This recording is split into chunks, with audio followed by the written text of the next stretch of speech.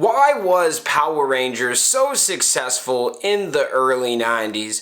Was it the Megazords? Was it the costumes? Was it the stories? We're going to talk about it and break it down. Hit that intro, Rangers. You are watching the Fan Club. You're watching the Fan Club. And you're watching the Fan Club. Do you know what time it is? And you know what time it is. It's time for the Fan Club. Let's go. Hey! I can't do this on my own, cause you know things ain't always sweet when you out here in these streets.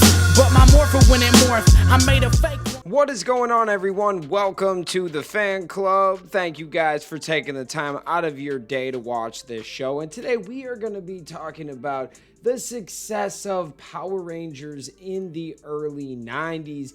It was a crazy time to be a fan, and if you were around in the 80s and watched the Ninja Turtles, this was like the closest thing. When this blew up, Power Rangers was everywhere, and if you sold a product, you put Power Rangers on it. I'm telling you, there were Power Ranger video games, Power Rangers SpaghettiOs, Power Rangers fruit snacks, granola bars, cereal, you name it. Power Rangers had it. It was crazy. Now, the original success of Power Rangers can be attributed to several key factors. Firstly, the show presented a unique concept that combined Japanese action footage with campy, cheesy one-liners from a US created script. This emerging mashup appealed to kids and set the show apart from other superhero and action-oriented programs of the time. Additionally, the timing of the show's release was ideal. Dinosaurs were incredibly popular with children due to the success of Jurassic Park, and superhero shows were also at their peak.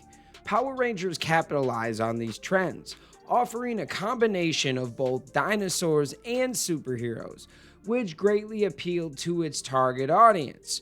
Furthermore, the show benefited from a solid toy campaign and a consistent airing schedule, with episodes airing 5 days a week.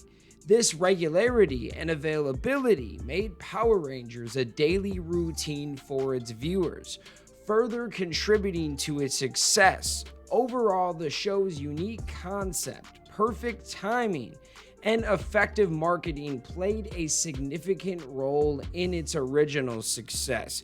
Now, do you guys remember back when this came out? It was a crazy time. Action films were number one. Superheroes were huge. Live action superheroes were huge. We had so many like karate-like shows, Karate Kid, and then Jurassic Park blew up, and dinosaurs were cool again. This show is basically a mixture of like 4 or 5 things that are popping at the time. And in America, this was just pandemonium when these toys hit the shelves. People were fighting over them. People, even back in the early 90s, were grabbing them and selling them for 4 or 5 times the price.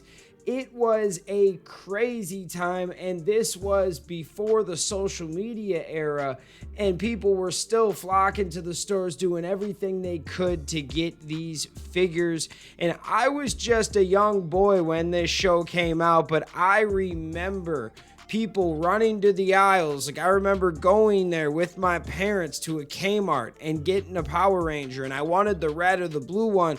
They only had yellow or black left, so I got my boy Zach, and that was my first ever figure. Was one of like the 12-inch figures that was part of the original 93 release. It was a crazy time, and Power Rangers has never replicated that success.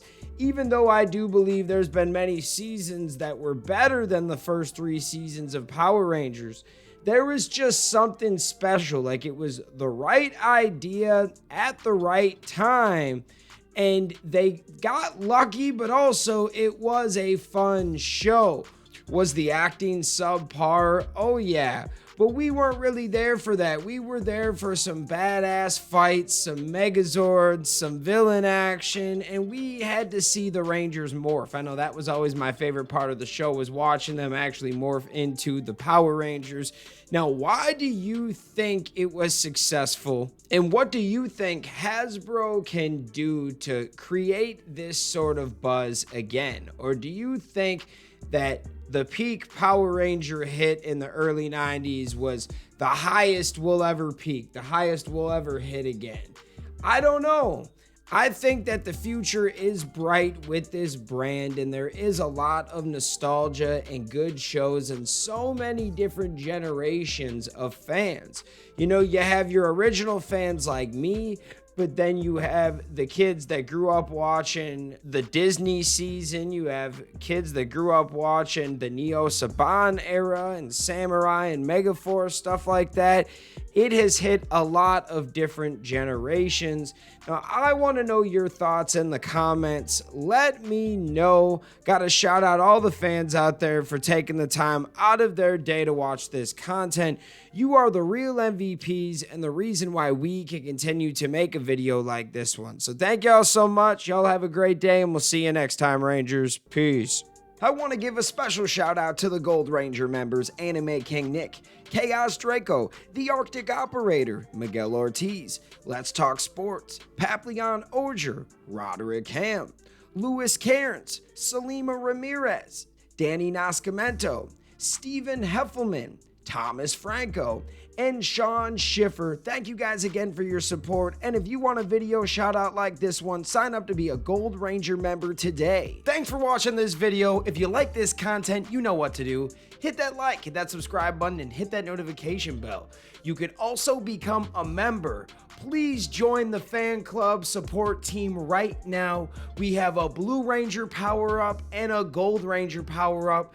This is an awesome way to talk with the fans. Join a fan club official chat group.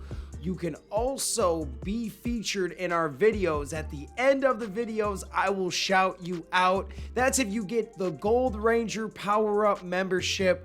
Go check it out. Go support the fan club. We love you guys, and thanks for watching. Peace. Hi, we're Bulk and Skull. We have been requested by the fan club to say something funny.